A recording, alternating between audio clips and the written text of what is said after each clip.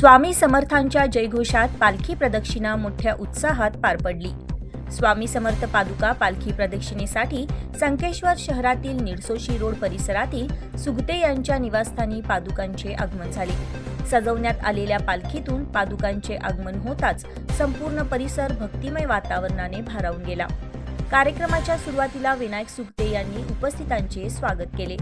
संकेश्वर शहरात स्वामी समर्थ पादुकांच्या दर्शनासाठी भाविकांची मोठी गर्दी पाहायला मिळाली। श्री स्वामी समर्थ अन्नछत्र मंडळ अक्कलकोट यांच्या मार्गदर्शनाखाली संकेश्वरातील विनायक सुगते यांनी स्वामी समर्थ पादुका पालखी प्रदक्षिणेचे आयोजन केले होते। श्री स्वामी समर्थ पादुकांचे आगमन होताच ठिकठिकाणी भाविकांकडून पुष्पवृष्टी करण्यात आली। यावेळी पादुका दर्शनाचा कार्यक्रम भक्तिभावात पार पडला। या प्रसंगी संकेश्वर श्री शंकराचार्य मठाचे सच्चिदानंद अभिनव विद्या नरसिंह भारती स्वामी तसेच शंकर भारती स्वामी उपस्थित होते।